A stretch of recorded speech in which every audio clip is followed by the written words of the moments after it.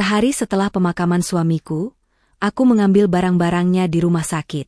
Saat memegang kemeja terakhirnya, selembar kertas usang jatuh. Isinya membuat jantungku berhenti. 1 bulan lagi setelah pemakaman, datanglah ke makamku. Itu tulisan tangannya.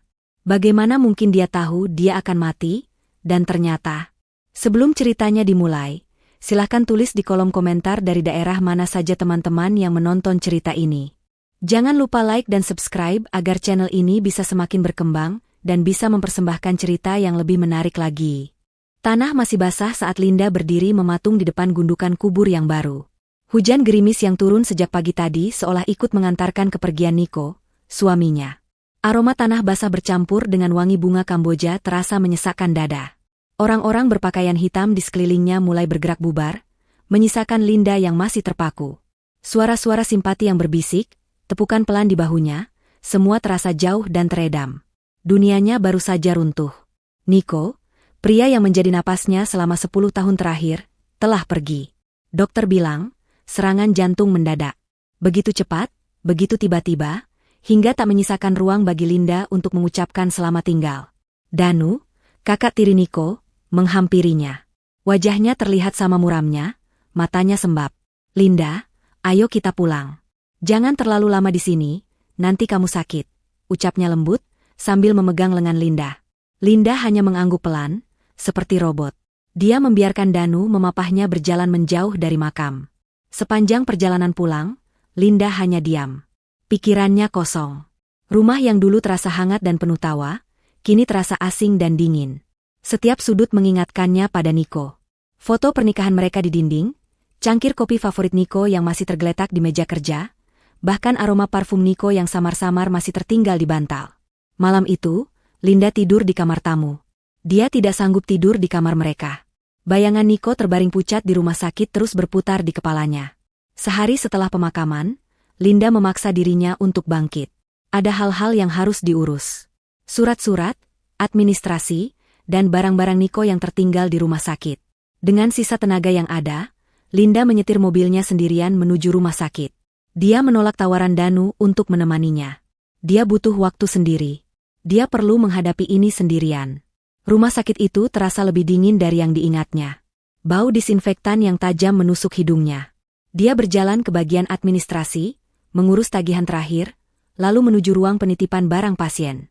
Seorang perawat muda menyerahkan sebuah kotak kardus berukuran sedang kepada Linda. Ini barang-barang milik Tuan Nico, Bu.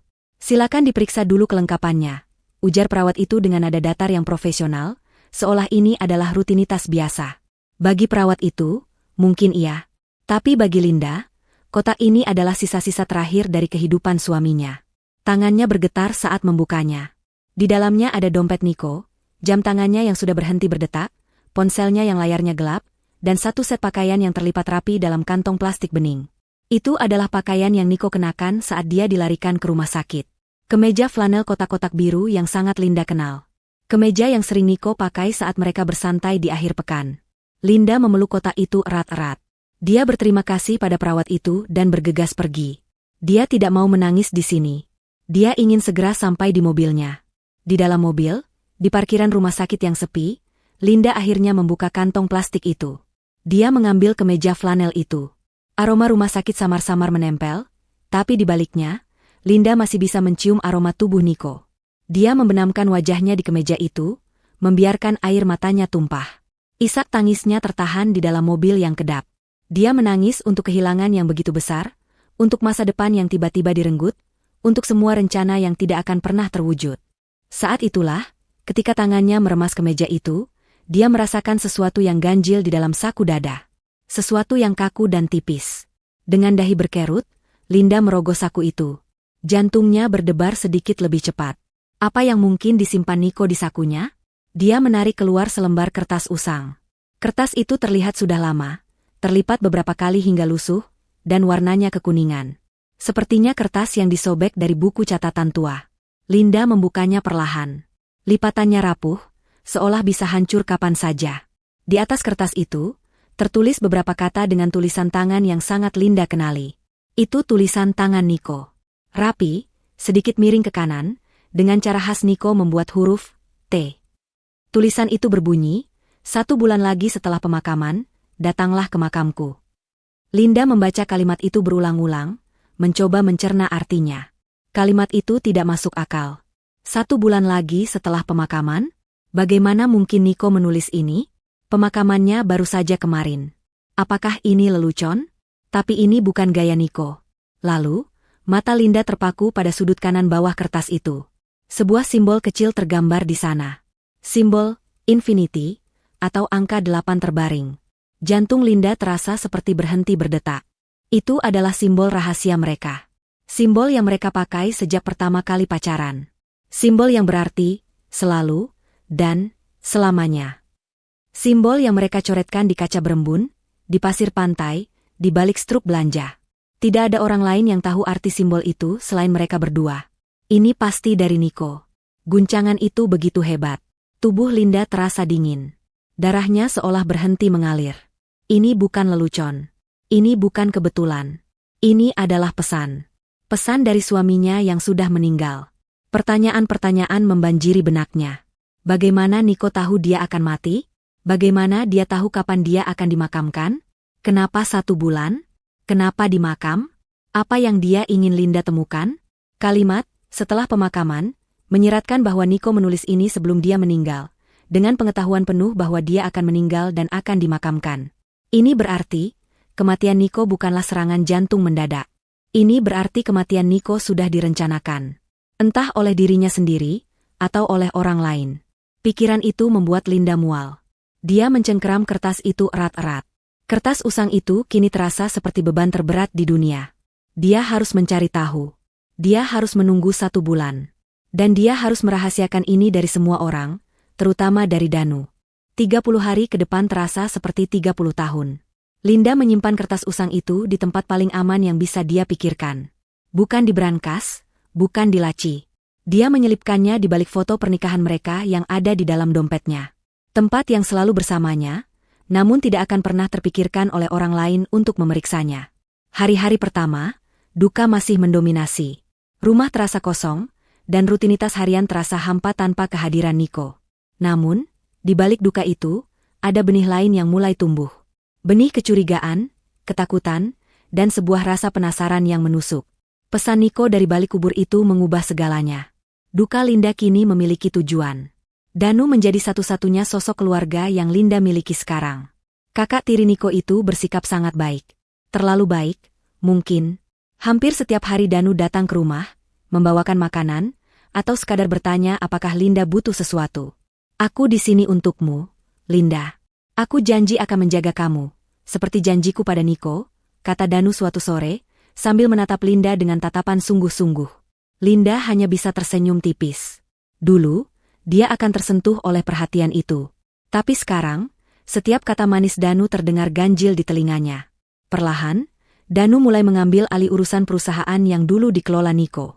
Kamu tidak perlu pusing memikirkan ini, Linda. Biar aku yang urus semuanya.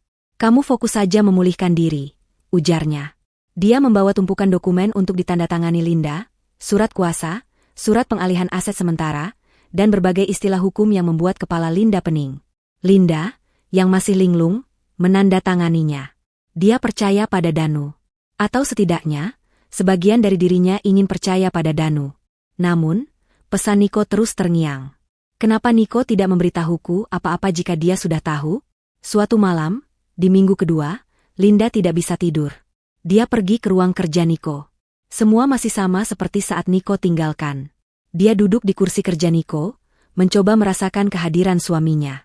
Dia menyalakan komputer Niko. Untungnya, dia tahu kata sandinya. Tanggal ulang tahun pernikahan mereka. Linda mulai membuka-buka berkas. Dia tidak tahu apa yang dia cari. Dia hanya mencari sesuatu. Sesuatu yang ganjil. Dia teringat Niko pernah mengajarinya dasar-dasar laporan keuangan perusahaan. Kamu harus tahu kemana uang kita pergi, Lin, kata Niko sambil tertawa kala itu. Linda membuka folder, keuangan perusahaan. Sebagian besar terlihat normal. Sampai matanya menangkap satu transaksi besar. Sangat besar. Tercatat sebagai biaya konsultasi jasa ke sebuah perusahaan di luar negeri yang namanya terdengar asing. Yang membuat Linda merinding adalah tanggalnya. 3 hari sebelum Niko dilarikan ke rumah sakit. 3 hari sebelum serangan jantung itu. Jantung Linda berdebar kencang. Ini pasti ada hubungannya. Kecurigaan Linda semakin menguat. Dia mulai memperhatikan Danu dengan cara yang berbeda. Dia memperhatikan bagaimana Danu menghindari tatapan matanya saat berbicara tentang keuangan. Dia memperhatikan bagaimana Danu selalu sigap menjawab teleponnya jauh-jauh dari Linda. Dia juga mulai merasa tidak nyaman di rumahnya sendiri. Dia merasa seperti ada yang mengawasinya. Kadang, saat malam hari, dia seperti mendengar suara langkah kaki pelan di luar rumah. Atau melihat tirai jendelanya bergerak, padahal tidak ada angin. Awalnya dia pikir itu hanya perasaannya saja. Imajinasi seorang janda yang kesepian dan ketakutan. Hingga suatu hari, di hari ke-29, tepat sehari sebelum dia harus pergi ke makam, kecurigaannya terbukti. Pagi itu, Linda berencana pergi ke supermarket. Saat hendak masuk ke mobil, kunci mobilnya terjatuh dan menggelinding ke bawah mobil. Sambil menggerutu, Linda berjongkok untuk mengambilnya. Saat tangannya merogoh kolong mobil yang gelap, jemarinya tidak hanya menyentuh kunci. Jemarinya menyentuh sesuatu yang lain. Sesuatu yang dingin, kotak kecil, dan menempel di sasis mobilnya dengan magnet. Linda menarik benda itu keluar. Jantungnya serasa mencelos. Itu adalah alat pelacak GPS. Kecil, hitam, dengan lampu LED kecil yang berkedip samar. Tangannya gemetar hebat. Jadi, perasaan diawasi itu bukan imajinasi. Seseorang telah mengawasinya. Mengawasi setiap gerak-geriknya. Dan satu-satunya orang yang punya kepentingan untuk melakukan itu adalah orang yang sama yang begitu baik padanya. Danu. Danu ingin tahu apakah Linda menemukan sesuatu. Danu takut Linda menemukan sesuatu. Sesuatu yang ditinggalkan Niko. Rasa takut yang selama ini membekapnya tiba-tiba berubah menjadi amarah yang dingin. Dia sadar, kunjungannya ke makam besok tidak akan menjadi kunjungan duka biasa. Itu adalah sebuah misi berbahaya. Dia tidak bisa pergi ke sana dengan alat pelacak ini menempel di mobilnya. Dia harus lebih pintar dari Danu. Dengan tangan yang masih gemetar, Linda masuk ke rumah. Dia mengambil beberapa lembar aluminium foil dari dapur, membungkus rapat alat pelacak itu untuk memblokir sinyalnya. Lalu, dia menyetir mobilnya. Bukan ke supermarket. Dia menyetir ke arah berlawanan, ke sebuah jembatan di atas sungai besar di pinggir kota. Dia berhenti sebentar, memastikan tidak ada yang melihat, lalu melemparkan bungkusan aluminium foil itu ke dalam arus sungai yang deras.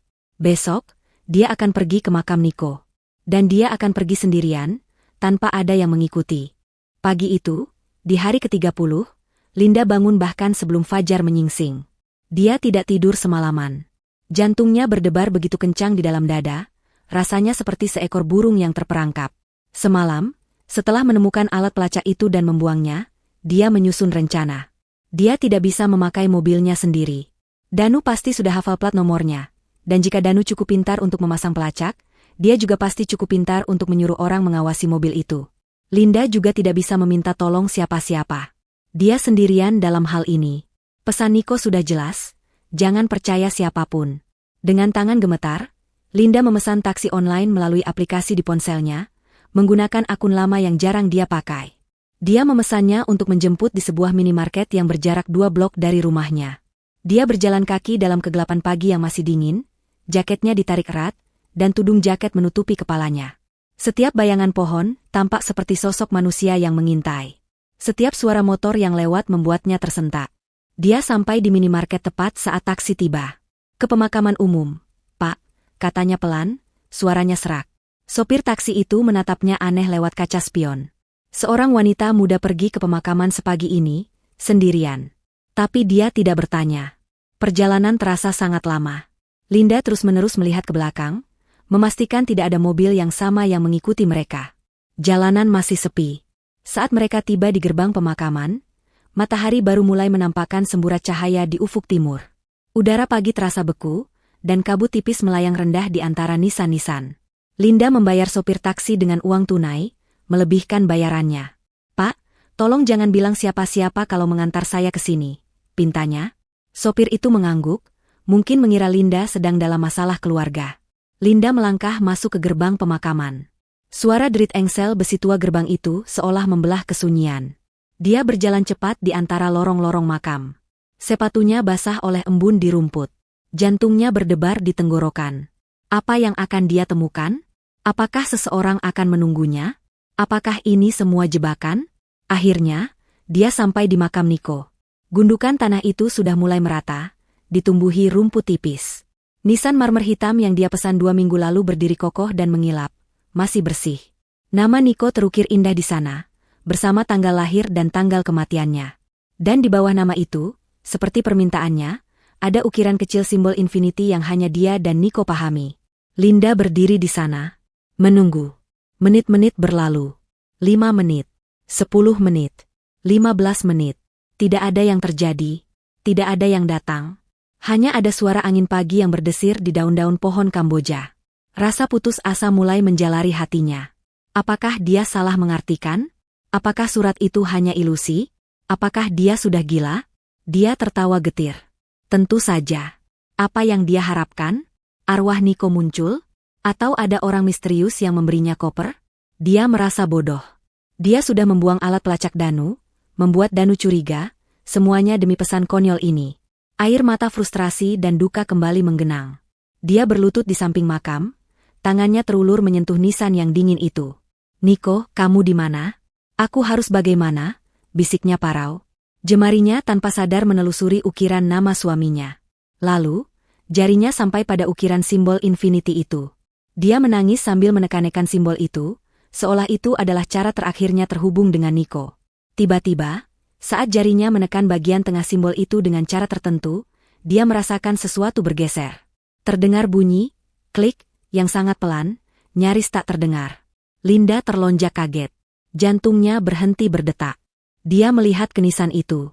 Tidak ada yang berubah. Dia meraba-raba lagi. Tangannya bergerak ke sisi nisan, bagian samping yang menempel dengan tanah. Dia merasakan ada celah tipis yang tidak ada di sana sebelumnya. Dengan jantung yang berdebar kencang, dia menariknya. Sebuah panel kecil dari marmer yang sama, seukuran telapak tangan, terbuka. Panel itu dibuat begitu rapi hingga menyatu sempurna dengan nisan. Bagaimana ini bisa terjadi?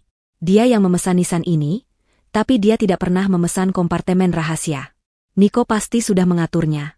Jauh sebelum dia meninggal. Di dalam kompartemen kecil yang dangkal itu, tergeletak 2 benda. Yang pertama adalah sebuah kunci kuno. Kunci dari kuningan yang berat, dengan nomor seri terukir di atasnya, dan nama sebuah bank yang tidak dia kenali. Bank penyimpanan swasta. Bukan bank komersial biasa. Benda kedua adalah selembar foto. Foto Polaroid yang sudah agak pudar.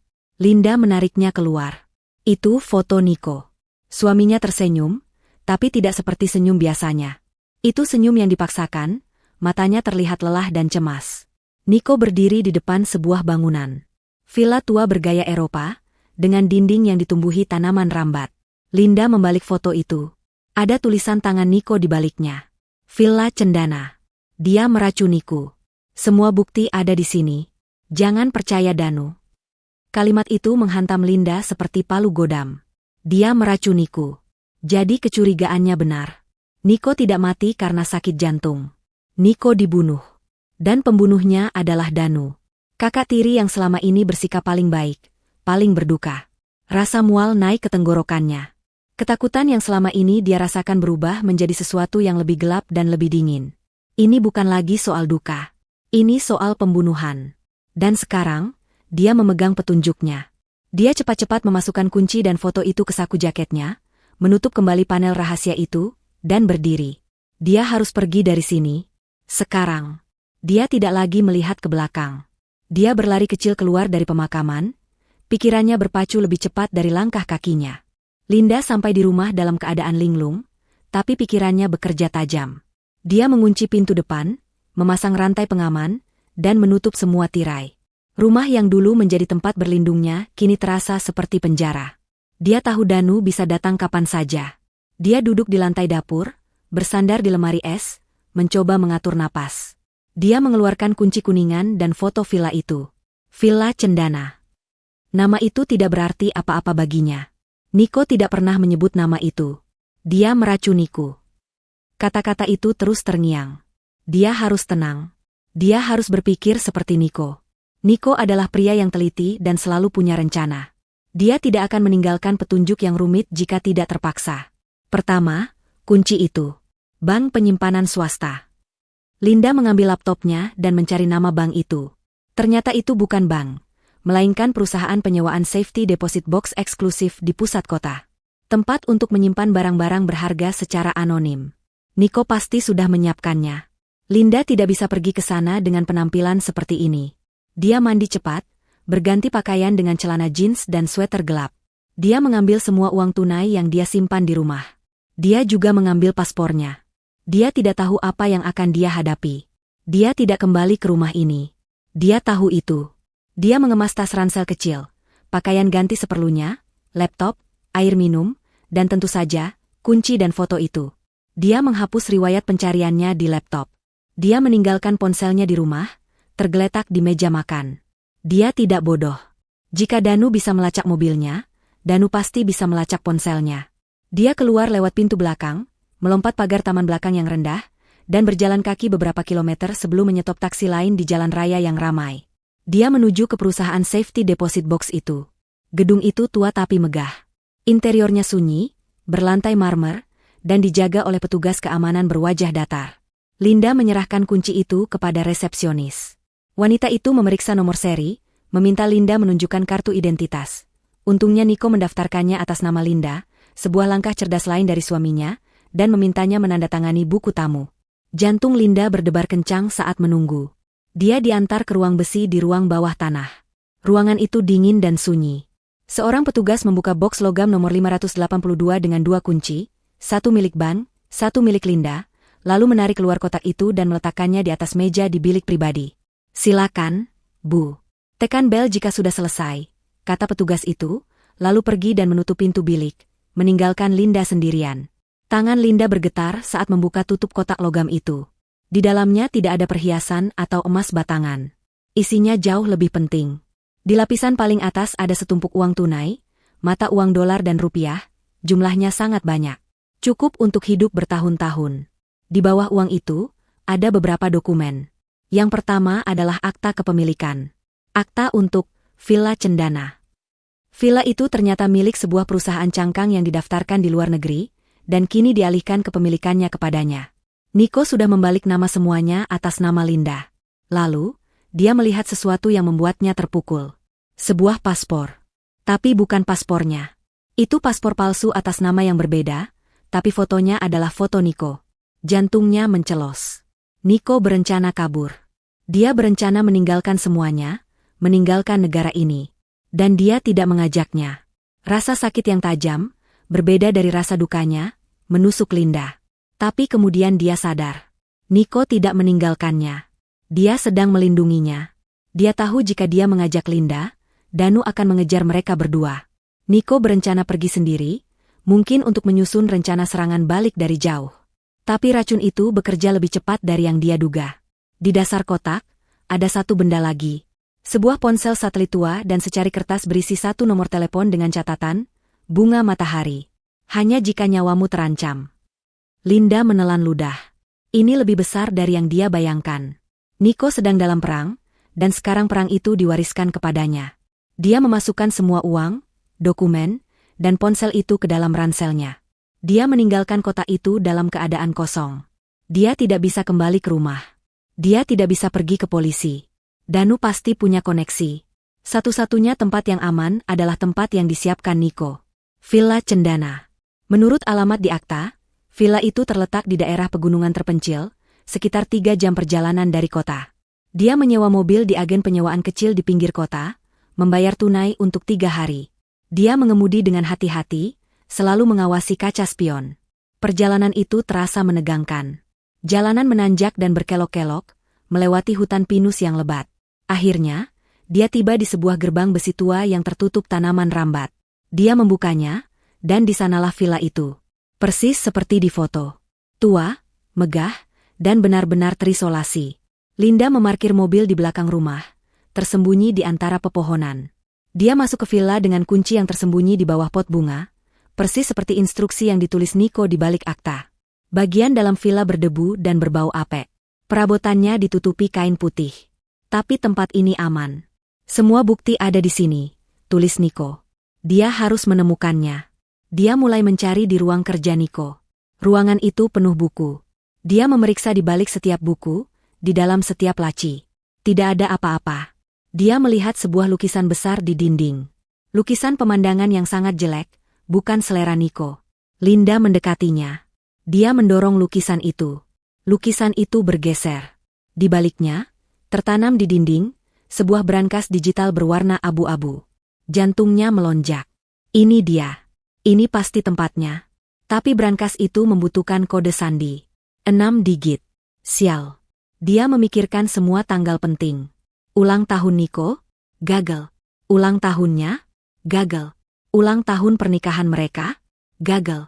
Tanggal Niko meninggal? Gagal. Dia mencoba lagi dan lagi, tapi brankas itu tetap terkunci. Dia berdiri di sana, frustrasi, lelah, dan takut. Dia harus bagaimana sekarang? Dia sendirian di villa terpencil ini dengan brankas yang terkunci. Saat itulah, dalam kesunyian mutlak villa tua itu, dia mendengarnya. Suara yang seharusnya tidak ada. Suara derit pelan dari lantai kayu di lorong depan. Lalu, suara pintu depan yang ditutup perlahan. Padahal, Linda yakin sekali dia sudah mengunci pintu itu saat masuk tadi. Seseorang ada di dalam villa bersamanya. Suara derit pintu itu begitu nyata, begitu dekat. Itu bukan imajinasi. Itu bukan tikus. Linda membeku di depan brankas. Seluruh darah di tubuhnya seakan surut ke kaki. Udara di dalam villa tua itu tiba-tiba terasa 10 derajat lebih dingin. Dia sendirian, di tempat terpencil, puluhan kilometer dari peradaban, dengan seorang penyusup. Dan dia tahu persis siapa penyusup itu. Bagaimana Danu bisa menemukannya? Apakah dia diikuti? Apakah alat pelacak di mobilnya hanya umpan, dan ada pelacak lain di tasnya, di dompetnya, di sepatunya? Pikiran itu berkelebat cepat, tapi tidak ada waktu untuk panik. Dia harus bersembunyi. Sekarang. Matanya liar memindai ruangan kerja itu. Tidak ada lemari besar. Hanya ada meja kayu berat dan rak-rak buku yang menempel di dinding. Bersembunyi di balik gorden? Terlalu klise, terlalu mudah ditemukan. Langkah kaki itu terdengar lagi, lebih jelas. Di lorong. Pelan, berderap, percaya diri. Langkah kaki seseorang yang merasa memiliki tempat ini. Linda berlari kecil keluar dari ruang kerja, menuju dapur. Dia ingat saat masuk tadi, dia melihat sebuah pintu kayu rendah di sudut dapur, di bawah tangga. Pintu ruang bawah tanah. Itu satu-satunya harapannya. Dia sampai di dapur tepat saat mendengar langkah kaki itu memasuki ruang tengah. Tangannya gemetar hebat saat meraih pegangan pintu ruang bawah tanah. Pegangannya karatan dan dingin. Dia menariknya. Pintu itu berderit nyaring. Suara yang mengerikan. Linda menggigit bibirnya, menahan napas. Apakah dia mendengarnya? Langkah kaki di ruang tengah berhenti. Jantung Linda serasa melompat ke tenggorokan. Hening. Lalu, langkah kaki itu terdengar lagi, menjauh. Mungkin menuju ruang kerja yang baru saja dia tinggalkan. Linda tidak membuang waktu.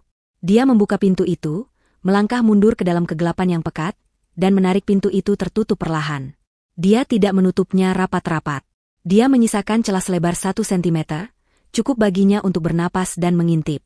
Ruang bawah tanah itu berbau apek, campuran antara tanah lembab, jamur, dan sesuatu yang mati. Dia menuruni 3 anak tangga kayu yang rapuh, lalu berhenti. Dia berdiri dalam kegelapan total, hanya diterangi oleh seberkas cahaya tipis dari celah pintu di atasnya. Dan kemudian, dia mendengarnya berbicara. Suara Danu. Suara yang dulu selalu terdengar ramah dan penuh perhatian, kini terdengar dingin dan mematikan. Dia pasti di sini, kata Danu. Dia tidak sendirian. Linda mendengar suara langkah kaki lain, lebih berat. Periksa semua ruangan. Ruang kerja, kamar tidur, kamar mandi. Aku mau dia ditemukan. Hidup atau mati, tidak masalah. Tapi aku mau apa yang dia bawa. Ada jeda. Sepertinya Danu sedang berbicara di telepon. Ya, aku di villa. Tentu saja dia di sini. Seperti yang kita duga. Dia mengikuti remah roti yang ditinggalkan Niko. Danu tertawa. Tawa yang membuat bulu kuduk Linda berdiri. Bodoh. Niko pikir dia pintar. Dia meremehkanku. Dia pikir aku tidak tahu tentang villa ini. Aku sudah mengawasi tempat ini selama 6 bulan. 6 bulan.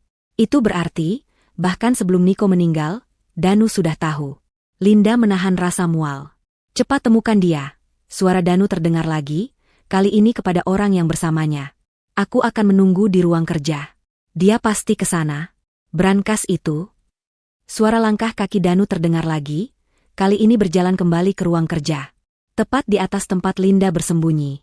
Linda bisa mendengar derit lantai kayu di atas kepalanya. Dia menutup mulutnya dengan kedua tangan, takut suara napasnya sendiri terdengar. Sialan! Suara teriakan Danu menggema dari ruang kerja. Brankasnya. Dia sudah di depan brankas. Kodenya. Dia pasti mencoba membukanya. Terdengar suara benda dibanting. Mungkin kursi. Dia ada di rumah ini. Dia tidak mungkin jauh. Cari dia. Cari. Langkah kaki yang berat itu berlari keluar ruang kerja, menyebar. Satu orang berlari ke lantai atas, suaranya terdengar memburu di tangga. Tapi Danu tetap di ruang kerja. Linda bisa mendengarnya mondar-mandir, seperti singa dalam kandang. Linda meringkuk di kegelapan. Waktu terasa berhenti. Dia mendengar orang itu membanting pintu-pintu di lantai atas. Lalu dia turun lagi. Tidak ada, bos. Rumah ini kosong. Jendelanya semua terkunci dari dalam. Kecuali apa? Bentak Danu. Kecuali dia tidak pernah pergi. Atau dia bersembunyi dengan sangat baik. Hening sejenak. Linda merasa Danu sedang berpikir. Dia pasti kelelahan. Ketakutan. Dia akan membuat kesalahan, kata Danu pelan, lebih seperti bicara pada diri sendiri. Kita tunggu. Dia tidak punya tempat untuk pergi. Cepat atau lambat, dia harus keluar. Periksa bagian luar rumah. Pastikan mobilnya tidak bisa bergerak. Aku akan menunggu di sini. Aku tahu dia akan kembali ke brankas ini. Langkah kaki yang berat itu menjauh, menuju pintu depan. Pintu depan terbuka dan tertutup. Sekarang, tinggal Danu. Sendirian. Di ruang kerja. Tepat di atas dapur. Linda gemetar. Dia tidak bisa tinggal di ruang bawah tanah ini selamanya. Tapi dia juga tidak bisa keluar. Danu sedang menunggunya. Dia terjebak. Dia bersandar di dinding tanah yang dingin. Pikirannya berputar. Brankas itu. Dia harus membukanya. Kode 6 digit. Niko. Apa yang Niko pikirkan? Dia sudah mencoba semua tanggal penting. Ulang tahun, pernikahan, tanggal kematian. Linda mencobanya dalam hati. Tanggal Niko masuk rumah sakit. Gagal. Tanggal Niko dinyatakan meninggal. Gagal. Dia sudah mencobanya di kepalanya. Apa yang dia lewatkan? Lalu dia teringat. Surat pertama. Surat dari saku ke meja Niko. 1 bulan lagi setelah pemakaman, datanglah ke makamku. Hari ini adalah tepat 1 bulan setelah pemakaman. Itu sebabnya dia ada di sini. Itu sebabnya dia menemukan kunci itu pagi ini. Itu sebabnya Danu mengharapkannya datang hari ini. Kodenya. Mungkinkah kodenya adalah tanggal hari ini? Hari di mana Niko ingin semua ini terungkap. Tanggal pertemuan di makam. Itu sangat masuk akal. Niko mengatur segalanya sampai ke detail terkecil. Kodenya adalah tanggal hari ini. Dia harus mengambil risiko. Dia mendengarkan. Hening. Danu tidak bersuara di ruang kerja. Apa yang dia lakukan? Apakah dia masih di sana? Atau dia sudah pergi? Linda tidak bisa menunggu lagi. Dia harus tahu apa isi brankas itu. Dia mendorong pintu ruang bawah tanah pelan-pelan. Tidak ada suara derit kali ini. Dia merangkak keluar dalam diam, seperti bayangan. Dia mengintip ke ruang kerja. Kosong. Meja kerja terlihat, tapi kursinya menghadap ke jendela, membelakanginya. Apakah Danu duduk di sana? Diam-diam? Jantungnya berdebar begitu keras hingga terasa sakit. Dia harus mengambil risiko. Dia melangkah masuk ke ruang kerja. Danu tidak ada di sana. Ruangan itu kosong. Kemana dia pergi? Apakah ini jebakan? Linda tidak peduli. Dia langsung menuju brankas. Tangannya gemetar saat menyentuh tombol-tombol digital. Tanggal hari ini. Dia memejamkan mata sejenak, mengingat tanggalnya. Dia memasukkan 6 digit itu. 201025. Tanggal 20 bulan 10 tahun 2025. Terdengar bunyi, bip, pelan, lalu, klik, yang memuaskan. Lampu hijau kecil menyala. Brankas itu tidak terkunci. Dengan napas tertahan, Linda memutar pegangannya dan menarik pintu brankas yang berat itu. Pintu itu terbuka. Di dalam brankas yang gelap, tidak ada tumpukan uang tunai, tidak ada perhiasan berkilauan, tidak ada emas batangan. Harta yang Niko sebutkan bukanlah kekayaan materi. Isinya jauh lebih berharga, dan jauh lebih berbahaya. Di rak atas brankas itu tergeletak sebuah laptop tipis berwarna perak. Di sebelahnya, Ada beberapa flash drive yang diberi label rapi. Dan di tengah-tengah, sebuah amplop tebal berwarna krem. Di atas amplop itu, hanya tertulis satu nama dengan tulisan tangan Niko yang sedikit gemetar, Linda. Tangan Linda meraih amplop itu lebih dulu. Jantungnya berdebar kencang. Ini adalah pesan terakhir darinya. Dia merobek segelnya dan menarik keluar beberapa lembar kertas. Itu surat tulisan tangan. Sayangku Linda, begitu surat itu dimulai. Air mata langsung menggenang di pelupuk mata Linda. Jika kamu membaca ini, itu berarti aku sudah pergi. Dan itu berarti, Danu berhasil. Linda harus berhenti sejenak, menarik napas dalam-dalam untuk menenangkan isak tangis yang mengancam pecah. Dia harus kuat. Dia harus melanjutkan membaca. Niko menjelaskan semuanya. Dia menceritakan bagaimana dia mulai curiga pada Danu 6 bulan lalu. Perusahaan yang mereka bangun bersama mulai goyang. Ada uang yang hilang, jumlahnya sangat besar. Niko mulai menyelidiki diam-diam. Dan semua jejak mengarah ke Danu. Kakak tiri yang dia percayai, yang dia anggap sebagai saudara kandung. Danu telah menggelapkan uang perusahaan selama bertahun-tahun, menyalurkannya ke rekening-rekening di luar negeri. Saat Niko mengkonfrontasi Danu tidak menyangkal. Dia tertawa. Dia bilang Niko terlalu lurus, terlalu naif. Tapi Niko sudah mengumpulkan cukup bukti untuk memenjarakannya. Saat itulah segalanya berubah menjadi mimpi buruk. Aku memberinya pilihan, Lin, tulis Niko. Aku bilang, kembalikan uangnya, pergi dari perusahaan, dan aku tidak akan melapor ke polisi. Aku masih ingin melindunginya, demi mendiang ayah. Tapi Danu punya rencana lain. Dia tidak mau kehilangan segalanya. Dia mulai meracuniku, Lin, lanjut surat itu. Linda terisak. Perlahan-lahan. Arsenik. Dosis kecil setiap hari, dicampurkan di minuman yang sering dia bawakan ke kantorku. Dia bilang itu, vitamin. Aku mulai merasa lemah, pusing, sesak napas. Aku pergi ke dokter lain, diam-diam.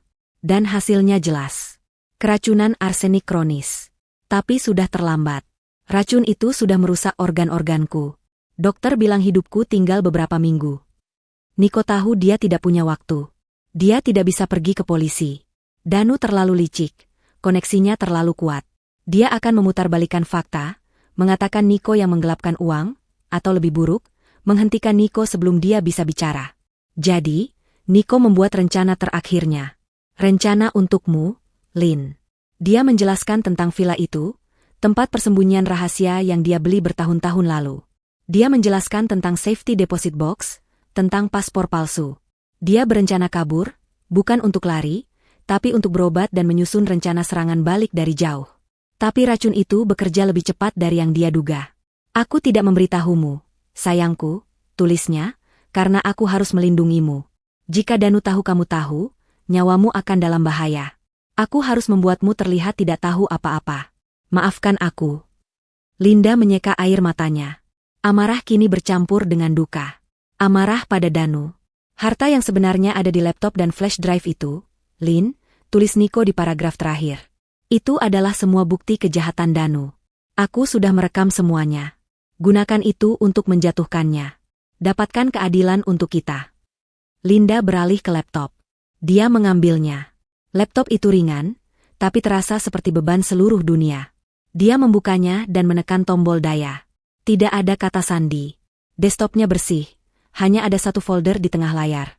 Judul foldernya, Bukti. Dia mengklik folder itu. Isinya puluhan berkas. Ada folder, laporan keuangan, transfer bank, rekaman audio, dan video. Jantungnya berdebar. Dia membuka folder, video, lebih dulu. Ada satu berkas yang diberi nama, pengakuan. Tangannya gemetar saat mengkliknya. Video itu terbuka. Gambarnya diambil dari sudut tinggi, seperti kamera pengawas yang tersembunyi. Itu di ruang kerja Niko di kantor. Niko terlihat pucat dan kurus, duduk di kursinya. Lalu Danu masuk. Bagaimana perasaanmu, Dick? Vitaminnya bekerja, ejek Danu. Kamu tahu aku tahu, Danu, kata Niko lemah. Kamu meracuniku. Danu tertawa. Tentu saja aku meracunimu. Kamu pikir aku akan membiarkanmu mengambil semuanya dariku? Perusahaan ini milikku. Kamu hanya anak emas yang kebetulan pintar. Tapi kamu bodoh, Niko, terlalu percaya. Lalu Danu mulai menyombongkan diri. Dia menjelaskan semuanya. Bagaimana dia membeli arsenik itu. Bagaimana dia memasukkannya ke kopi Niko setiap pagi. Bagaimana dia sudah mentransfer miliaran rupiah ke rekeningnya. Sudah terlambat, Niko, kata Danu di video itu, wajahnya penuh kemenangan. Kamu akan mati. Perlahan, menyakitkan. Dan semua orang akan mengira itu serangan jantung. Kasihan sekali. Dan istrimu yang cantik itu, Linda, dia akan berduka, dan aku akan menghiburnya, sambil mengambil alih semua yang menjadi milikmu. Linda menutup laptop itu dengan banting. Dia mual. Dia berlari ke kamar mandi kecil di dekat ruang kerja dan muntah hebat. Jadi itu rencananya? Tidak hanya membunuh Niko, tapi juga mengambil alih hidupnya. Monster. Danu adalah monster. Dia kembali ke brankas. Dia harus tenang. Dia harus fokus. Dia melihat flash drive itu. Ada labelnya, rekaman, ban, salinan utama. Dia mengambil flash drive berlabel, salinan utama. Dia harus mengamankan ini. Dia melirik ke surat Niko yang tergeletak. Ada tulisan kecil di halaman terakhir, seolah ditulis terburu-buru. Sebuah catatan tambahan. TS, Danu lebih licik dari yang kau duga. Dia pasti punya rencana cadangan. Dia tahu tentang villa ini. Jangan ke polisi. Belum. Percayai, bunga matahari. Nomornya ada di ponsel satelit yang ada di safety deposit box. Hanya dia. Dia satu-satunya yang tahu bagian akhir dari rencanaku. Bunga matahari. Nama sandi itu lagi. Linda memasukkan laptop, flash drive lainnya, dan surat Niko ke dalam ranselnya. Tapi flash drive, salinan utama, yang berisi video pengakuan Danu, dia selipkan ke dalam kaos kakinya, di balik sepatunya. Dia tidak akan mengambil risiko.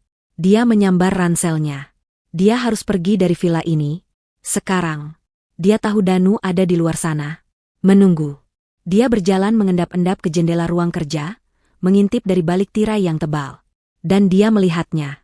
Mobil Danu terparkir di ujung jalan masuk, memblokir jalan keluar. Dan Danu berdiri di samping mobil itu, bersandar, menatap lurus ke arah villa. Seolah dia tahu Linda sedang mengawasinya. Dia tersenyum. Senyum sinis yang sama seperti di video. Jantung Linda serasa terlepas dari dadanya. Danu tersenyum. Itu bukan senyum duka, bukan senyum ramah sang kakak ipar. Itu adalah senyum predator yang telah memojokkan mangsanya. Dia tahu Linda ada di dalam. Dia tahu Linda telah membuka brankas. Dia sengaja menunggu di luar, memberinya ilusi waktu untuk menemukan apa yang Niko tinggalkan. Dia ingin Linda melihatnya. Dia ingin Linda tahu betapa bodohnya Niko dan betapa berkuasanya dia sekarang. Ini adalah permainan baginya. Permainan kucing dan tikus, dan Linda adalah tikusnya. Linda mundur dari jendela. Napasnya terengah-engah. Dia tidak bisa tinggal di sini. Villa ini adalah peti mati. Tapi dia juga tidak bisa keluar. Danu ada di sana. Apa yang harus dia lakukan? Dia melihat ransel di punggungnya di pantulan kaca jendela yang gelap. Ransel itu berisi laptop, flash drive cadangan, dan surat Niko. Benda-benda itu adalah umpan. Harta yang sebenarnya, bukti intinya, video pengakuan Danu, terselip aman di dalam kaos kakinya, menempel di kulit pergelangan kakinya. Dingin, kaku, dan satu-satunya harapan hidupnya. Dia tidak bisa menggunakan ponsel satelit. Benda itu ada di dalam ransel. Mengeluarkannya sekarang hanya akan membuang waktu. Dia harus bergerak. Dia harus menghadapi Danu. Berlari dan bersembunyi hanya akan menunda apa yang tak terhindarkan. Dia harus menggunakan kesombongan Danu untuk melawannya. Danu tidak akan membunuhnya di tempat. Tidak, dia akan menikmati ini. Dia akan menyiksanya secara mental lebih dulu. Dia akan menuntut bukti itu. Dan di saat itulah, di saat Danu merasa menang, Linda harus mencari celah. Dengan resolusi yang dingin, Linda berjalan ke pintu depan. Dia membuka kunci rantai. Dia membuka kenop pintu. Dia menarik napas dalam-dalam, lalu mendorong pintu itu terbuka. Suara derit engsel pintu memecah kesunyian malam di pegunungan. Udara dingin langsung menerpa wajahnya. Danu masih di sana, bersandar di mobilnya, sekitar 20 meter jauhnya. Lampu depan mobilnya menyala, menyorot lurus ke arah Linda, membutakannya sejenak. Dia seperti seorang aktor di atas panggung yang disorot lampu. Akhirnya kamu keluar juga, Linda. Suara Danu terdengar tenang, namun penuh kemenangan, membelah keheningan. Aku sudah menunggumu. Perjalananmu cukup merepotkan, ya? Linda tidak menjawab. Dia hanya berdiri di ambang pintu, membiarkan matanya menyesuaikan diri dengan cahaya. Kamu tahu, lanjut Danu, melangkah perlahan mendekati teras. Niko itu bodoh. Dia pikir dia pintar dengan semua teka-teki ini. Makam, kunci, villa. Dia pikir aku tidak tahu? Aku tahu setiap gerakannya. Aku bahkan tahu dia menyewamu untuk memesan nisan custom itu. Linda membeku. Apa? Oh, kamu terkejut. Danu tertawa. Kamu pikir pengacara yang kamu temui, Bunga Matahari, itu, nyata? Itu orangku, Linda. Aku yang menyuruhnya membuat nisan itu. Aku yang menaruh kunci dan foto itu di sana. Pernyataan itu menghantam Linda lebih keras dari pukulan fisik. Tidak, tidak mungkin. Itu berarti, Bunga Matahari, nomor telepon di ponsel satelit, semua itu adalah bagian dari jebakan Danu? Niko telah dijebak bahkan dalam rencananya sendiri? Rasa putus asa yang luar biasa membekapnya. Jadi, tidak ada harapan. Tidak ada Bunga Matahari yang akan datang menyelamatkannya. Dia benar-benar sendirian. Mana barangnya, Linda? Danu sekarang hanya berjarak beberapa langkah. Matanya berkilat dalam sorotan lampu mobil. Laptop. Flash drive. Aku tahu kamu menemukannya. Niko sangat puitis, meninggalkan pengakuannya sendiri. Berikan padaku. Linda gemetar. Jika Bunga Matahari adalah orangnya Danu, maka ponsel satelit di tasnya adalah jebakan. Flash drive di sepatunya adalah satu-satunya hal yang Danu tidak tahu. Dia harus berimprovisasi. Aku tidak tahu apa maksudmu, bisik Linda, mencoba mengulur waktu. Jangan main-main denganku. Danu membentak. Kesabarannya hilang. Aku sudah bersikap baik padamu selama sebulan ini. Aku menghiburmu. Dan ini balasanmu? Mencoba melindungi pembunuh? Pembunuh? Linda terkejut. Ya, Niko, kamu tidak tahu, ya? Dia menggelapkan uang perusahaan. Miliaran. Saat aku tahu, dia mencoba kabur. Dia bahkan mencoba membunuhku. Kematiannya itu kecelakaan saat kami berkelahi. Dia pantas mendapatkannya. Danu berteriak, wajahnya memerah. Linda sadar. Ini adalah ceritanya. Ini adalah kebohongan yang akan dia sebarkan setelah dia mendapatkan bukti itu dan membungkam Linda. Dia akan memutarbalikkan fakta, menjadikan Niko penjahatnya. Berikan tas itu. Danu melangkah maju dan menyambar tali ransel Linda. Linda terhuyung mundur. Saat itulah naluri bertahan hidupnya mengambil alih. Ketakutan, duka, dan keputusasaan bercampur menjadi satu ledakan adrenalin murni. Dia tidak peduli lagi dengan kebohongan Danu tentang Bunga Matahari. Dia tidak peduli dengan ceritanya. Dia hanya tahu dia memegang kebenaran di sepatunya. Saat Danu menarik ranselnya, Linda tidak melawan. Dia membiarkan ransel itu terlepas dari bahunya. Danu tersenyum penuh kemenangan, mengira Linda sudah menyerah. Dia memegang ransel itu, membukanya dengan kasar, mencari laptop. Pada sepersekian detik ketika mata Danu tertuju ke dalam ransel, Linda berbalik dan berlari. Dia tidak berlari ke arah gerbang. Dia berlari ke sisi rumah, ke arah kegelapan total. Ke arah hutan pinus yang lebat di belakang villa. Sialan. Terdengar teriakan marah Danu di belakangnya. Kembali kau. Dia mendengar suara ransel yang dilempar ke tanah. Linda tidak menoleh. Dia menerobos semak-semak, ranting-ranting mencakar wajah dan lengannya. Dia bisa mendengar Danu di belakangnya. Langkah kakinya berat, mematahkan ranting-ranting kering. Dia lebih cepat, lebih kuat. Kamu tidak bisa lari dariku, Linda, teriaknya, suaranya dipenuhi amarah murni. Tidak ada tempat untuk lari. Linda terus berlari. Dia berlari membabi buta ke dalam kegelapan hutan. Dia tidak tahu kemana dia pergi. Dia hanya tahu dia harus terus berlari. Tanah di bawah kakinya tidak rata. Akar-akar pohon menjulur seperti jebakan. Dia tersandung dan jatuh, lututnya menghantam batu. Rasa sakit yang tajam menjalari kakinya, tapi dia bangkit lagi. Dia bisa mendengar napas Danu yang terengah-engah. Dia semakin dekat. Hutan itu semakin gelap dan lebat. Dia seperti tikus yang berlari di labirin tanpa akhir, dengan sang kucing buas tepat di belakangnya. Hutan itu terasa hidup dan mengancam. Suara deru napasnya sendiri dan suara Danu yang mengutuk di belakangnya adalah satu-satunya hal yang nyata. Linda terus berlari, didorong oleh teror. Paru-parunya terasa seperti terbakar. Setiap tarikan napas terasa sakit di udara pegunungan yang dingin. Lututnya yang terluka berdenyut nyeri, dan dia merasakan darah hangat mengalir di kakinya. Tapi dia tidak berani berhenti. Berhenti berarti mati. Berhenti berarti Danu menang. Aku akan menemukanmu, Linda. Dan saat aku menemukanmu, kamu akan menyesal. Suara Danu bergema di antara pepohonan. Dia terdengar lebih dekat. Linda melihat celah di antara pepohonan di depannya, sebuah turunan curam. Tanpa berpikir, dia melompat. Dia berguling menuruni lereng yang dipenuhi daun kering dan kerikil tajam. Dia berhenti di dasar lereng kecil, terjerat dalam semak berduri. Untuk sesaat, semuanya hening. Dia menahan napas, mendengarkan. Langkah kaki Danu berhenti di puncak lereng. Aku tahu kau di bawah sana, teriaknya. Kamu pikir kamu bisa bersembunyi? Linda bisa melihat siluetnya di atas, bergerak-gerak di bawah cahaya bulan yang remang-remang. Dia seperti iblis yang sedang berburu.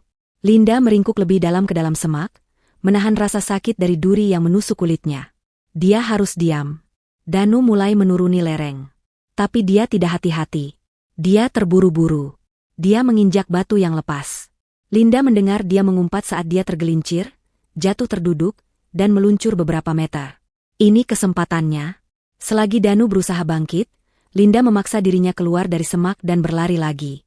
Kali ini dia tidak berlari kencang, tapi mencoba bergerak setenang mungkin. Dia masuk lebih dalam ke hutan. Dia tidak tahu sudah berapa lama dia berlari. 5 menit? 1 jam? Rasanya seperti selamanya. Suara Danu semakin jauh di belakang, tapi Linda tidak berani melambat. Akhirnya, dia tidak sanggup lagi. Kakinya gemetar hebat. Dia tersandung akar pohon besar dan jatuh tersungkur. Kali ini, dia tidak bisa bangkit. Pergelangan kakinya terkilir. Rasa sakit yang hebat menjalari kakinya. Dia kalah. Dia sendirian di tengah hutan, terluka, dan pembunuhnya ada di suatu tempat di luar sana. Dia menyeret dirinya ke balik pohon besar, bersandar di batangnya yang kasar. Air mata keputusasaan akhirnya tumpah. Dia memukul tanah dengan kepalan tangannya. Sia-sia. Semua rencana Niko sia-sia. Kebohongan Danu tentang bunga matahari telah menghancurkan harapan terakhirnya. Tidak ada yang akan datang. Tidak ada yang tahu dia ada di sini. Dia akan mati di hutan ini, dan Danu akan lolos dengan semua kejahatannya. Keadilan untuk Niko tidak akan pernah ada. Dia memejamkan mata, membiarkan rasa lelah dan sakit menguasainya. Dia teringat wajah Niko. Senyumnya. Caranya tertawa. Maafkan aku, Niko, bisiknya ke udara malam yang dingin. Aku gagal. Kau tidak gagal, nak. Sebuah suara, bukan suara Danu, berbicara dari kegelapan. Suara itu tenang, dalam, dan suara seorang wanita. Mata Linda terbelalak. Dia memutar kepalanya ke arah suara itu. Beberapa meter darinya, berdiri sesosok bayangan. Wanita itu melangkah maju ke seberkas cahaya bulan. Dia lebih tua dari yang Linda bayangkan, mungkin akhir 50-an. Wajahnya keras namun memancarkan ketenangan. Dia mengenakan pakaian lapangan yang praktis dan sepatu bot. Siapa Anda? Gagap Linda. Nama tidak penting, kata wanita itu. Tapi Niko biasa memanggilku bunga matahari. Jantung Linda serasa berhenti. Tapi, Danu bilang, Anda bekerja untuknya. Anda? Wanita itu tersenyum tipis. Danu banyak bicara. Dia pikir dia mengendalikanku, tapi dia salah. Niko yang mempekerjakanku. Jauh sebelum Danu tahu apa-apa. Tugasku adalah mengawasi Danu. Dan tugasku malam ini adalah mengawasimu. Anda tahu aku di sini? Niko adalah perencana yang brilian, tapi dia juga sentimental. Dia tahu Danu itu serakah, tapi dia juga tahu Danu pengecut. Dia membiarkan Danu menemukan villa ini. Dia membiarkan Danu menemukanku. Jelas wanita itu, sambil berjalan mendekat dan berjongkok di samping Linda. Niko tahu Danu akan mencoba membalikkan keadaan. Dia tahu Danu akan berbohong padamu, mencoba menghancurkanmu secara mental. Dia ingin kau mendengarnya sendiri, agar kau tahu betapa monsternya dia. Wanita itu memeriksa pergelangan kaki Linda dengan sentuhan ahli. Terkilir. Tapi tidak patah. Kau kuat, seperti kata Niko. Bagaimana Anda menemukanku di hutan ini? Aku sudah di sini sejak sore. Mengawasimu. Mengawasi Danu. Aku melihatmu berlari ke hutan. Aku membiarkanmu berlari, itu memberiku waktu untuk mengurus anak buahnya. Anak buah? Pria yang bersama Danu tadi. Dia tidak akan mengganggu kita lagi. Nada suara wanita itu tidak menyisakan keraguan tentang apa artinya itu. Niko tahu dia tidak bisa memenangkan ini dengan cara biasa. Jadi dia mempekerjakan seseorang yang tidak bermain sesuai aturan. Itu aku. Wanita itu mengeluarkan sesuatu dari sakunya. Sebuah peluit kecil. Dia meniupnya. 2 kali, nada pendek. Beberapa saat kemudian, terdengar suara gemerisik, dan sebuah jeep tua tapi terawat muncul dari balik pepohonan, lampu depannya mati. Ayo, kata Bunga Matahari, membantu Linda berdiri. Linda bersandar padanya, rasa sakit di kakinya terlupakan oleh gelombang kelegaan yang luar biasa. Harapan itu ada. Rencana Niko tidak gagal. Kita harus cepat. Danu pasti sudah kembali ke mobilnya sekarang karena dia kehilangan jejakmu, kata Bunga Matahari sambil membukakan pintu jeep untuk Linda. Linda baru saja duduk di kursi penumpang ketika dia teringat sesuatu. Tunggu. Ranselku. Laptopnya. Semuanya ada di villa. Bunga Matahari menatapnya, matanya tajam di kegelapan. Laptop itu tidak penting. Itu umpan. Satu-satunya yang penting adalah benda yang ada di sepatumu sekarang. Benar? Linda ternganga. Bagaimana? Niko sudah menceritakan semuanya. Ayo pergi. Jeep itu melaju menembus hutan, mengikuti jalur tersembunyi yang sepertinya hanya diketahui oleh Bunga Matahari. Mereka melaju tanpa lampu, hanya mengandalkan cahaya bulan. Setelah beberapa menit yang menegangkan, mereka keluar ke jalan tanah kecil. Kita aman sekarang, kata Bunga Matahari. Jalan ini akan membawa kita ke jalan raya utama, jauh dari... Dia tidak sempat menyelesaikan kalimatnya. Saat jeep mereka keluar dari jalan tanah dan berbelok ke jalan raya aspal yang sepi, seberkas cahaya yang sangat terang menyorot mereka. Sebuah mobil Danu, melaju kencang dari arah yang tidak terduga. Dia pasti sudah berputar, menebak-nebak jalan keluar lain dari hutan. Pegang erat, teriak Bunga Matahari, membanting setir. Tapi sudah terlambat. Danu tidak berniat berhenti. Dia menabrakkan mobilnya lurus ke sisi jeep. Terdengar suara robekan logam yang memekakan telinga. Benturan itu melemparkan Linda dengan keras ke depan. Kaca pecah berhamburan kemana-mana. Jeep itu terpelanting, berputar, lalu terbalik di sisi jalan. Hal terakhir yang Linda dengar sebelum kegelapan menelannya adalah suara tawa Danu yang kalap. Kegelapan terasa mutlak.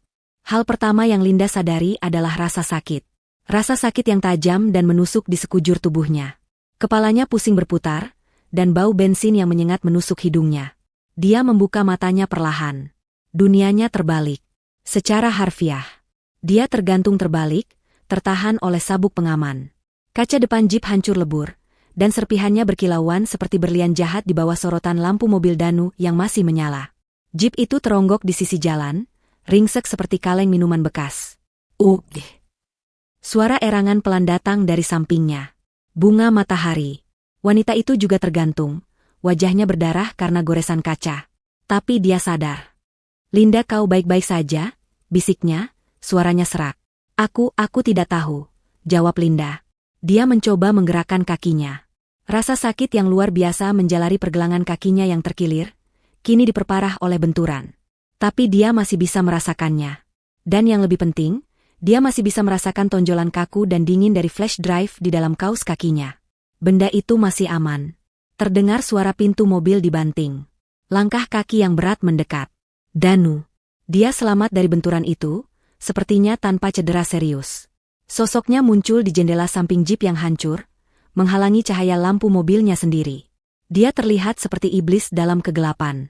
Wajahnya tergores dan sedikit berdarah, tapi matanya menyala dengan kegilaan dan kemenangan. Permainan yang bagus, Linda, katanya, suaranya terengah-engah tapi penuh tawa. Lari ke hutan, menuruni lereng, bersembunyi di balik pohon. Kau benar-benar merepotkanku. Dan kau, Bunga Matahari. Aku seharusnya tahu Niko akan menyewa pengkhianat sepertimu. Tapi tidak masalah. Semuanya berakhir di sini. Danu mengarahkan sesuatu ke dalam jeep. Sebuah pistol. Pistol hitam yang terlihat sangat besar di tangannya yang gemetar karena adrenalin. Sekarang, katanya, suaranya menjadi dingin dan tajam. Berikan padaku. Flash drive itu. Aku tahu kau memilikinya. Bunga Matahari tertawa pelan, tawa yang serak dan menyakitkan. Kau terlambat, Danu. Semuanya sudah. Diam. Danu membentak. Dia memukul pilar jeep dengan gagang pistolnya, membuat Linda tersentak ngeri. Aku bicara pada Linda. Berikan padaku, Linda. Atau aku akan menembak wanita tua ini lebih dulu, lalu menembakmu. Pelan-pelan. Linda gemetar hebat. Ini adalah akhir. Tidak ada lagi rencana. Tidak ada lagi pelarian. Dia menatap mata bunga matahari. Wanita itu, meski terluka, mengangguk sangat pelan. Sebuah anggukan yang seolah berkata, tidak apa-apa. Lakukan apa yang harus kau lakukan. Baik, bisik Linda. Baik, aku akan berikan. Ada di sepatuku. Senyum kemenangan tersungging di wajah Danu. Pilihan yang pintar. Dia mengulurkan tangannya yang tidak memegang pistol. Lepaskan. Cepat. Linda merintih. Aku tidak bisa. Aku terbalik. Sabuk pengamanku macet. Danu menggeram tidak sabar. Dia menyimpan pistolnya di pinggang, lalu menggunakan kedua tangannya untuk merobek pintu jeep yang sudah ringsek itu. Logam berderit protes. Dengan satu tarikan kuat, dia berhasil membuka pintu. Dia meraih sabuk pengaman Linda dan menekan tombol pelepasnya. Linda jatuh. Dia jatuh menimpa atap jeep yang kini menjadi lantai, mendarat dengan keras di atas pecahan kaca. Rasa sakit di pergelangan kakinya meledak. Dia menjerit tertahan. Danu tidak peduli. Dia membungkuk, meraih pergelangan kaki Linda yang terluka dengan kasar. Linda berteriak kesakitan. Danu merobek kaus kakinya, dan di sanalah flash drive itu. Dia mengambilnya, mengangkatnya ke cahaya lampu mobil. Dia tertawa. Tawa yang panjang, lega, dan gila. Akhirnya. Bodoh. Niko bodoh. Kalian semua bodoh. Dia memegang bukti kejahatannya di tangannya. Dia menang. Kau tahu, Linda, katanya, sambil menikmati momen itu. Ini bagian terbaiknya. Aku tidak hanya akan lolos. Aku akan menjadi pahlawan. Aku akan menunjukkan ini ke polisi. Aku akan bilang kau dan bunga matahari bekerja sama untuk memalsukan bukti ini, untuk menjebakku, untuk merebut perusahaan Niko. Dan kecelakaan ini, tragis sekali. Kalian berdua tewas saat mencoba kabur setelah aku memergoki rencana jahat kalian. Dia mengeluarkan pistolnya lagi. Dia mengarahkannya ke bunga matahari. Kau dulu, katanya. Tidak, teriak Linda, mencoba menerjang, tapi kakinya yang terluka membuatnya tidak berdaya. Selamat tinggal, bunga matahari, kata Danu. Sebaiknya jangan lakukan itu, Danu, kata bunga matahari, suaranya anehnya tetap tenang. Dan kenapa tidak, ejek Danu. Karena, kata wanita itu, semua yang baru saja kau katakan terekam. Danu membeku. Matanya menyipit. Apa? Bunga matahari perlahan mengangkat tangannya. Di tangannya ada sebuah alat perekam digital kecil, yang dari tadi dia genggam erat. Lampu merah kecil di alat itu berkedip stabil. Sejak kau mulai bicara di luar jeep. Pengakuanmu tentang akan memfitnah Linda. Rencanamu untuk membunuh kami dan membuatnya terlihat seperti kecelakaan. Semuanya ada di sini. Wajah Danu berubah dari kemenangan menjadi kepanikan murni. Kau licik. Niko yang licik, balas bunga matahari. Dia tahu kau sombong. Dia tahu kau akan menyombongkan diri saat kau pikir kau sudah menang. Ini adalah rencana cadangan terakhir. Danu mengangkat pistolnya, tapi kali ini diarahkan ke bunga matahari. Aku akan membunuhmu dan menghancurkan rekaman itu. Kau bisa coba, kata bunga matahari. Tapi kau juga harus menghancurkan yang satu itu. Satu itu apa? Geram Danu. Saat itulah, dari kegelapan di belakang Danu, terdengar suara sirine. Bukan hanya satu, tapi banyak. Suaranya semakin keras, memantul di perbukitan. Lampu biru dan merah mulai menari-nari di antara pepohonan, mendekat dengan cepat. Wajah Danu pucat pasi. Tidak mungkin. Bagaimana? Ponsel satelit di ranselmu, kata Linda pelan, akhirnya mengerti. Itu bukan jebakan. Itu pelacak. Bunga matahari mengaktifkannya saat kita di villa. Dia membiarkanmu mengambil ransel itu. Sejak kau mengambilnya, kau sudah memberitahu polisi di mana lokasimu. Rencana Niko berlapis-lapis. Rencana di dalam rencana. Umpan di dalam umpan. Villa adalah umpan. Laptop adalah umpan. Ransel adalah umpan. Bahkan pelarian mereka ke hutan adalah bagian dari rencana, untuk memisahkan Danu dari anak buahnya, dan untuk memberinya cukup tali untuk gantung diri dengan kesombongannya sendiri. Dalam hitungan detik, 3 mobil polisi meluncur berhenti, mengepung mereka. Jatuhkan senjatanya. Tangan di atas kepala. Sekarang, teriak seorang petugas melalui pengeras suara. Danu berdiri terpaku di tengah sorotan lampu mobil polisi. Dia terjebak. Di satu tangan, dia memegang pistol yang baru saja dia gunakan untuk mengancam akan membunuh 2 orang. Di tangan lainnya, dia memegang flash drive yang berisi bukti tak terbantahkan atas pembunuhan Nico.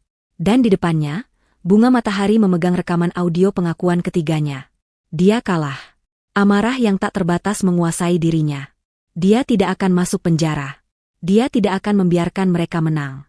Dia mengangkat pistolnya, tapi bukan ke arah polisi. Dia mengarahkannya ke Linda. Jika dia harus kalah, dia akan membawa serta alasan kekalahannya. Tidak. Bang, bang. 2 suara tembakan terdengar hampir bersamaan. Satu dari pistol Danu. Satu lagi dari arah polisi. Linda memejamkan mata, menunggu rasa sakit. Tapi itu tidak datang. Dia membuka matanya. Danu tergeletak di tanah, tidak bergerak. Lengannya terentang, dan pistolnya terlepas beberapa senti dari jarinya. Polisi telah menembaknya. Tepat di bahu, melumpuhkannya. Peluru Danu sendiri meleset jauh, mengenai ban jeep yang sudah hancur. Petugas bergegas maju. Mereka memborgol Danu yang mengerang kesakitan. Mereka mengamankan pistolnya. Dan mereka dengan hati-hati mengambil flash drive dari genggamannya yang mulai melemah. Karma telah tiba. Bukan di ujung pistol Danu, tapi di ujung borgol yang dingin. Seorang petugas medis berlutut di samping Linda, sementara yang lain membantu Bunga Matahari keluar dari jeep. Anda aman sekarang, Bu, kata petugas medis itu. Semuanya sudah berakhir. Linda menatap langit malam. Dia akhirnya bisa bernapas. Dia menangis. Bukan tangis duka, bukan tangis takut, tapi tangis lega. Sudah berakhir, Nico, bisiknya. Sudah berakhir. Ruang sidang itu sunyi senyap. Begitu sunyi hingga Linda bisa mendengar suara napasnya sendiri yang sedikit tertahan. Dia duduk di kursi saksi, tegak. Dia tidak lagi memakai pakaian hitam berkabung. Dia mengenakan blus biru muda, warna favorit Nico, warna yang melambangkan harapan. Semua mata tertuju padanya. Tapi dia hanya menatap satu orang, Danu. Danu duduk di kursi terdakwa, diapit oleh pengacaranya. Dia tidak lagi terlihat seperti pengusaha sukses yang ramah. Dia terlihat hancur. Mengenakan seragam tahanan oranye, wajahnya pucat, dan matanya kosong. Bahunya masih dibalut perban akibat luka tembak malam itu. Keangkuhan yang dulu dia pamerkan telah lenyap, digantikan oleh aura kekalahan yang pekat. Sudah 6 bulan sejak malam mengerikan di villa itu. 6 bulan yang diisi dengan pemulihan fisik, interogasi polisi, dan persiapan persidangan. Pergelangan kaki Linda telah sembuh total. Bunga Matahari, yang ternyata adalah mantan agen intelijen negara yang disewa Nico karena keahliannya, juga telah pulih dan duduk di barisan depan, menatap Linda dengan anggukan bangga. Jaksa penuntut, seorang wanita tegas, berdiri. Yang mulia, katanya, suaranya menggema di ruangan. Kami akan memutarkan barang bukti utama. Sebuah rekaman video, ditemukan dalam flash drive yang disita dari tangan terdakwa pada saat penangkapannya. Layar besar di ruang sidang menyala. Awalnya hanya statis, lalu gambar menjadi jelas. Itu adalah ruang kerja Nico di kantor. Dan di sana, Nico, terlihat sangat pucat dan sakit, sedang berbicara dengan Danu. Penonton di ruang sidang menahan napas. Pengacara Danu telah berusaha keras untuk mencegah video ini diputar, dengan alasan direkam secara ilegal. Tapi hakim memutuskan video itu diterima, mengingat situasinya adalah pengakuan dari korban yang sekarat. Video itu diputar. Ruang sidang mendengar suara Danu. Mereka mendengar dia menertawakan Nico. Mereka mendengar dia mengaku, "Tentu saja aku meracunimu. Kamu pikir aku akan membiarkanmu mengambil semuanya dariku?" Suara tawa Danu yang dingin memenuhi ruangan. "Kamu akan mati. Perlahan, menyakitkan. Dan semua orang akan mengira itu serangan jantung." Linda memejamkan mata sejenak. Mendengarnya lagi masih terasa sakit. Tapi dia harus kuat. Saat dia membuka matanya, dia melihat juri. Beberapa dari mereka menangis pelan. Yang lain menatap Danu dengan kebencian yang tak terselubung. Kemudian, jaksa memutar barang bukti kedua. Rekaman audio dari alat perekam Bunga Matahari. Ini adalah rekaman dari malam penangkapan, jelas jaksa. Sekali lagi, suara Danu memenuhi ruangan. Kali ini, suaranya panik dan marah.